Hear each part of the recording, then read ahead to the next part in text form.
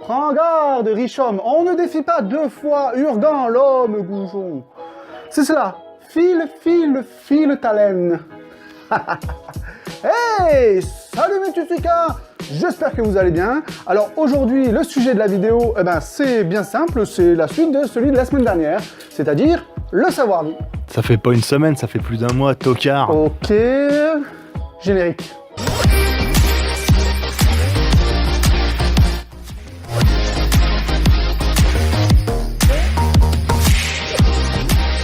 Cette vidéo fait donc suite à la vidéo numéro 2 Voyager au Japon qui s'appelle Le savoir-vivre, où nous vous présentions 20 trucs à savoir avant de partir au Japon.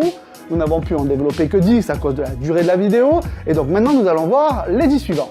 Pour ceux qui n'auraient pas vu la première vidéo, ce n'est pas grave, elles sont totalement interchangeables. Malgré cela, pour ceux qui ne l'ont pas vu, je vous invite à regarder les vidéos dans l'ordre. On peut y sembler critique et très moralisateur, parce que c'était le cas en fait, un peu, ouais, si moi j'ai trouvé en tout cas. Mais l'intro est bien longue parce que c'est un sujet qui est très important et qui nous dessert, nous, touristes français. On va pas appuyer encore une fois sur ce point, on va développer les 10 points qui nous manquaient, mais gardez cela à l'esprit. En tout cas, si vous ne l'avez pas vu, vous trouverez le lien en bas de cette vidéo. Faisons fi du passé et attaquons avec un autre sujet bien gros et bien lourd, un autre point noir pour nous, touristes français au Japon, les transports en commun.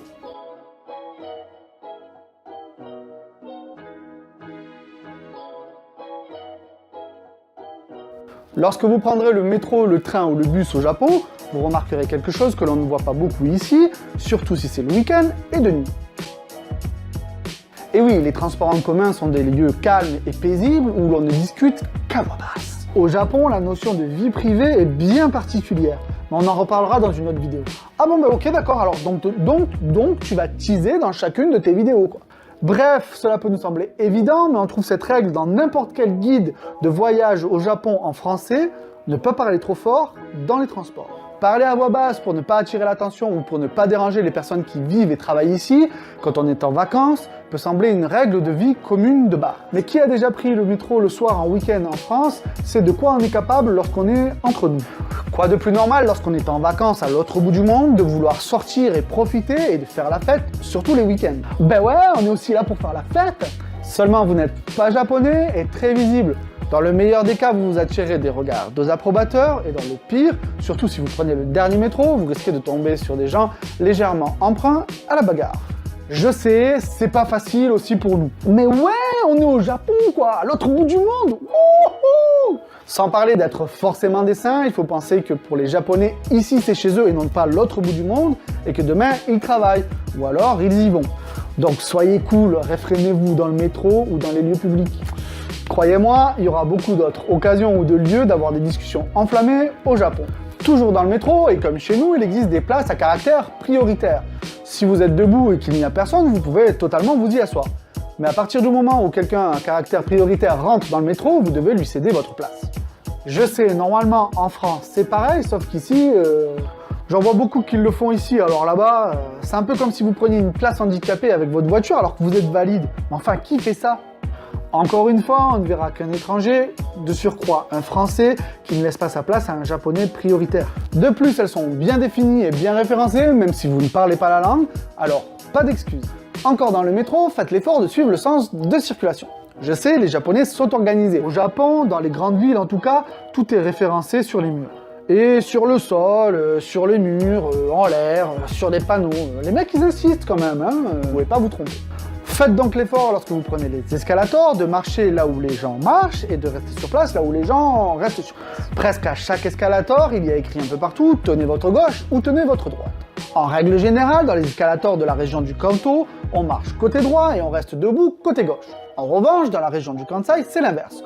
On marche côté gauche et on reste debout côté droit. Si jamais vous ne vous rappelez pas, regardez comme font les autres et suivez le mouvement. Ah, une dernière chose qui m'horripile, et pas qu'au Japon, les Français et les queues dans le métro. Rien de pervers, même si je vous connais, bande de coquins. Il n'y a rien de plus énervant ou encore de plus gênant lorsque vous êtes étranger que de voir des gens essayer de passer en force ou de se faufiler à travers la queue de gens qui jouent le jeu de la collectivité. Queue qui se forme naturellement lorsque vous allez prendre le train ou le bus. Ceux qui ont déjà pris le métro à Paris savent de quoi je parle. Les gens qui arrivent, qui vont pour rentrer dans le métro, se mettent devant la porte. Ça m'énerve, ou que ça m'énerve. Vous ne vous rendez pas compte que vous empêchez les gens qui sont dans le métro de descendre? Mais ça m'énerve, ça m'énerve. Mais enfin, c'est tellement la course à la place assise qu'il y a des gens qui bousculent des enfants et des personnes âgées. Ça y est, je suis énervé, je me casse. Non mais attends, non mais reviens, on va dire des trucs méchants, pas objectifs, et on va faire des généralités. Tout ce que t'aimes. Ah bon? Bon bah, si c'est comme ça, je reste alors. Au Japon, l'immense avantage, c'est que les gens sont civilisés et respectueux. Tu vois, je te l'avais dit. C'est pas mal. On peut mieux faire. D'ailleurs, c'est assez significatif de voir que les touristes français trouvent ça rigolo lorsqu'ils le voient pour la première fois. Des gens qui font la queue et qui attendent leur tour. Ça en surprend tellement qu'il y en a qui font des vidéos et tout, quoi. Totalement lui. Bien souvent, au Japon, les gens forment naturellement des files d'attente afin de prendre le bus, le métro ou le train. Elles sont souvent matérialisées à même le sol, mais les gens n'ont pas besoin de cela pour respecter cette règle de vie commune. Lorsque le métro arrive, les gens se mettent sur le côté afin de laisser descendre les usagers, ce qui facilitera forcément leur montée à eux dans la rame. Alors ne passez pas pour un gros touriste peu respectueux et faites la queue comme tout le monde. Comme nous l'avons vu un petit peu avant dans cette vidéo, il y a des places réservées, mais il y a aussi des wagons réservés aux femmes à certains horaires. Là aussi, tout est indiqué et généralement marqué au sol. D'une manière générale, que ce soit dans le métro, dans la rue, dans un 7-Eleven ou encore dans un Lawson, le sens général de circulation est très bien indiqué. Si vous n'êtes pas sûr, encore une fois, observez et faites comme les autres, tout se passera bien. Cela peut nous sembler un tantinet essaim d'abeilles ou fourmilière, mais ce sont des règles de vie commune qui facilitent la vie de tout le monde. Et les Japonais respectent énormément les règles. Par exemple, il est très mal vu de traverser au passage clouté lorsque le petit bonhomme est au rouge, même s'il n'y a personne dans la rue et qu'il n'y a pas de voiture. Beaucoup de Japonais attendront patiemment que le petit bonhomme passe au vert, même s'il est 3 h du matin. Ce qui n'est pas notre cas, n'est-ce pas? Là aussi, c'est assez choquant lorsque plein de personnes attendent et que ce sont des étrangers, des gaijins qui brisent les règles communes. Encore une fois, ça fait tâche. Bon, revenons à des choses plus japonaises. Le signe Manji. Ça, c'est la croix gammée du régime nazi. Et ça, c'est le symbole Manji au Japon. Ce sont deux choses bien différentes. Ce symbole, vous le retrouverez partout au Japon. Par exemple, on s'en sert pour indiquer l'emplacement des temples sur les cartes. Alors, ne soyez pas choqués. Non, je vous assure, c'est une chose qu'on voit beaucoup au Japon. Ah oui, on vient de le dire. Non, je voulais dire des Français qui confondent avec la croix gammée. Bien des touristes ne comprennent pas ou ne prennent pas le temps de savoir pourquoi et se sentent offensés en voyant ce symbole un peu partout. Alors qu'en fait, c'est un symbole bouddhiste qui a plusieurs significations, dont l'intelligence, la paix, la force et la sagesse, qui sont des signes plutôt de bon augure. Bon, au pire, ces gens-là, ils passent pour des incultes, alors c'est pas trop grave. Se renseigner avant d'aller dans un pays avec une histoire et une culture différente du nôtre est important. Bien sûr, vous ne pouvez pas tout savoir, et beaucoup de Japonais ne vous en tiendront pas rigueur. Restez vous-même et tout se passera bien. Faire preuve d'ouverture d'esprit, d'humilité et de remise en cause lorsqu'on se trompe est la bonne attitude à avoir. Et vous verrez que cela vous ouvrira énormément de portes. Le signe Manji et les vidéos qui en découlent sur internet démontrent à quel point on transpose notre propre culture sur un autre pays ou sur un autre peuple, et à quel point le premier abord peut être trompeur. Il faut surtout ne pas hésiter à en discuter avec les populations locales et demander la signification de ce signe ou de cette chose qui nous semble tellement proche de celle de chez nous. Continuons avec les habits. Lorsqu'on est en voyage au Japon, on a souvent envie de vivre à la japonaise. Qui dit vivre à la japonaise dit kimono. Kimono de kiru, du verbe porter, et de mono, qui signifie les choses. La traduction littérale pourrait être les choses que l'on porte. Le kimono désignait avant l'apparition des vêtements occidentaux, tout type de vêtements. En gros, ça voulait dire vêtements, quoi. Aujourd'hui, cela désigne habituellement la robe traditionnelle japonaise en forme de thé portée pour les grandes occasions. C'est par essence le vêtement traditionnel japonais aux yeux du reste du monde, souvent confondu par les étrangers avec les vêtements d'entraînement aux arts martiaux. Ça, c'est un judogi par exemple. Il est très facile d'en trouver car plusieurs endroits touristiques vous proposent de louer un kimono ou un yukata. Et donc le yukata, littéralement vêtement de bain, c'est un terme japonais désignant un léger kimono d'été, aussi bien porté par les hommes que par les femmes. Il existe également des jinbe, comme je porte actuellement, qui est composé d'une veste de kimono et d'un short pour les grandes chaleurs. On en vient donc au sujet de cette vidéo. Lorsque vous porterez un de ces vêtements, faites très attention à comment vous fermerez votre veste. Car porter son kimono, son yukata ou son djembe avec le côté droit replié sur le côté gauche, c'est-à-dire l'inverse de ce que j'ai maintenant, ne se fait absolument pas. C'est réservé aux rites funéraires et plus précisément aux morts. Donc si on vous met un kimono de cette façon-là, cela signifie que vous êtes bel et bien mort. Bon, ben c'est pas très grave, dans le meilleur des cas, vous passez pour une quiche, et dans le pire des cas, on vous exorcise. Je déconne pour l'exorcisme. Pour le yukata, si vous allez à l'hôtel ou à l'onsen, vous risquez quand même d'emporter un. Souvent, on vous en fournit un qu'il faut rendre après. On vous en prête un, alors autant savoir comment ça se porte. Tiens, en parlant des onsen, pour ceux d'entre vous qui ne sont pas tatoués, qui auront le bonheur ultime de pouvoir aller au bain public, il faut savoir qu'à l'onsen comme au sento, il y a des règles de bienséance à respecter. Attends, déjà moi, je sais jamais qui est quoi. C'est quoi la différence entre sento et onsen? Les onsen sont des sources thermales naturelles dont l'eau est chauffée par des sources volcaniques, alors que les sento sont plutôt des bains publics de quartier, encore très utilisés de nos jours, dont l'eau peut être chauffée naturellement ou pas. C'est principalement la grosse différence. Ok, comme ça c'est clair. Je crois. Onsen ou sento, c'est un peu le passage obligé lorsqu'on voyage au Japon. Alors n'oubliez pas, l'onsen est un bain de relaxation, pas une baignoire. Je sais, ça fait un peu étrange pour nous touristes français de se laver avant de rentrer dans un bain.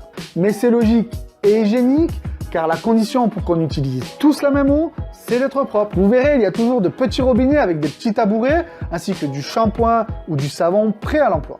Au début, ça fait un peu bizarre de se laver assis avec un seau d'eau ou avec un pommeau de douche avant de rentrer dans le grand bain. Mais franchement, une fois passé la première impression, c'est le pied. Moi, j'adore. Attention, pour l'onsen comme pour le sento, beaucoup de Français ne le savent pas, mais il y a 2 points qui sont très importants. Le premier, beaucoup n'acceptent pas les gens tatoués. Et oui, le tatouage a une connotation bien particulière au Japon. C'est apparenté à la mafia japonaise, au fameux yakuza. Et il faut savoir que beaucoup d'établissements n'autorisent pas le tatouage. Et oui, le tatouage, c'est encore tabou au Japon. Ça va sacrément leur piquer en 2019 avec la Coupe du Monde de rugby et en 2020 avec les JO, quand ils vont voir débarquer plein d'athlètes étrangers tatoués. Tatouage, onsen et yakuza, je pense qu'on en reparlera dans une prochaine vidéo, parce que là on s'éloigne un peu du sujet, je pense qu'on diverge. Oui, c'est vrai, mais la plupart du temps, je dis vite. Wow.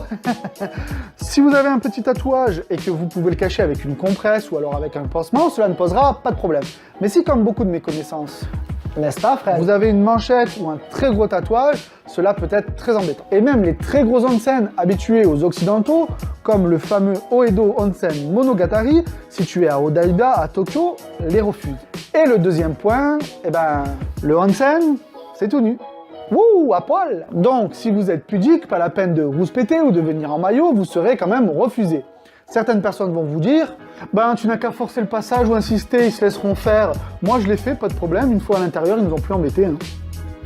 Ben ouais, mais parce que les Japonais, ils sont comme ça. Tout ce que tu fais, encore une fois, c'est de montrer que tu es irrespectueux et que tu es un gros idiot de touriste, pour pas dire de gros mots, bordel de merde, qui fait comme il en a envie, parce que ça se fait pas comme ça chez lui, et qui s'est même pas donné la peine de se renseigner avant. Hé, calme-toi, t'as pris tes médicaments? Au passage, je vous rassure ou pas, ce n'est pas mixte.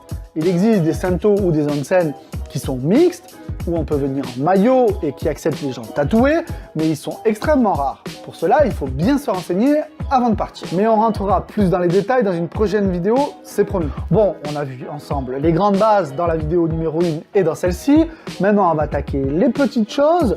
Pas bien grave, mais vous restez quand même quelques coups d'œil ou quelques chuchotements sur votre passage. Alors, c'est aussi compliqué pour nous Français, pays de l'amour, des comportements amoureux et les petites attentions entre couples. Alors bien sûr, cela passe mieux si vous êtes 2 touristes, 2 étrangers, que si vous êtes un couple mixte franco-japonais par exemple, et même si les mœurs évoluent et que vous pouvez totalement tenir la main de votre chérie dans la rue, il faut savoir que cela reste embarrassant pour les Japonais de voir 2 personnes s'embrasser dans la rue. Ça m'a toujours étonné du Japon, les mecs ont des sex shops à ciel ouvert, par contre 2 personnes en train de s'embrasser dans la rue, ça les met mal à l'aise. Truc de ouf. Oui, bon, c'est comme ça. Je sais que c'est difficile pour nous, Français, de se retenir, de se câliner ou de s'embrasser. Mais bon, c'est pour les vacances, c'est pour une courte période, alors faites un petit peu l'effort. Rien de bien méchant, mais encore une fois, la notion de vie privée au Japon est bien différente de la nôtre. Par contre, vous avez rencontré quelqu'un là-bas, vous avez un rendez-vous, sachez qu'il est très mal vu, comme chez nous, d'être en retard. Non, mais chez nous, c'est un peu une habitude nationale quand même. Et si jamais vous êtes en retard, et vous le saurez, on le sait, vous et moi, c'est pas la peine de se mentir. Ne cherchez pas d'excuses à rallonge. Ça, par contre, c'est carrément une tradition nationale. Excusez-vous, tout simplement, l'honnêteté est une valeur très appréciée au Japon. En parlant de rendez-vous, de relations amoureuses et de retard, un autre sujet me vient à l'esprit. Alors on entend souvent lorsqu'on rentre du Japon ce genre de commentaires. Alors mon salaud, tu t'es tapé une petite japonaise? Je savais.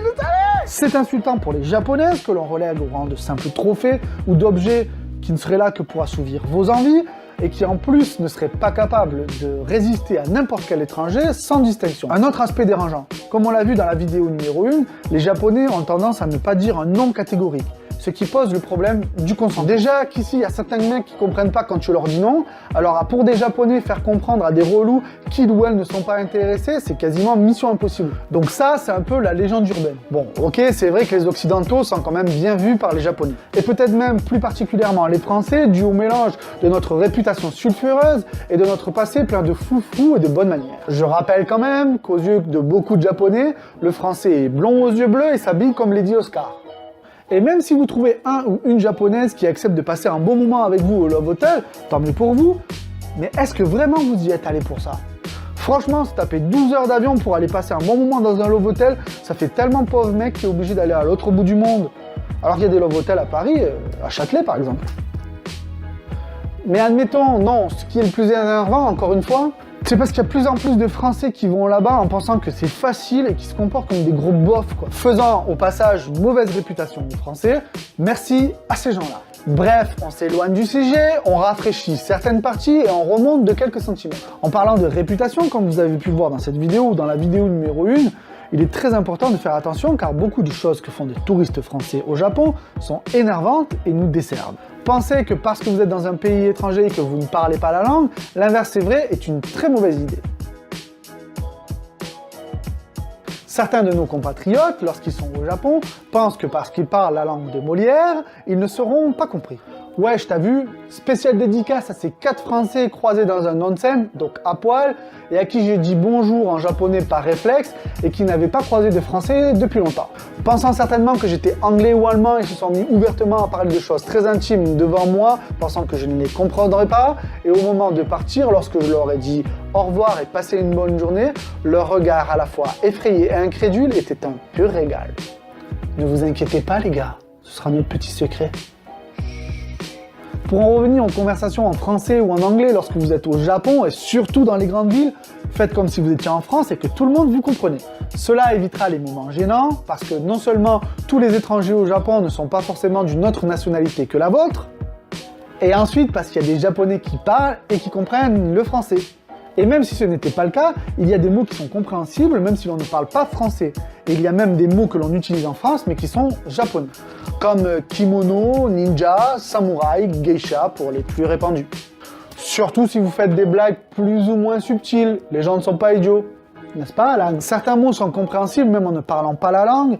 Par exemple, le terme jap pour désigner un japonais est très mal vu au Japon et beaucoup de japonais seront offensés si vous l'utilisez en parlant d'eux.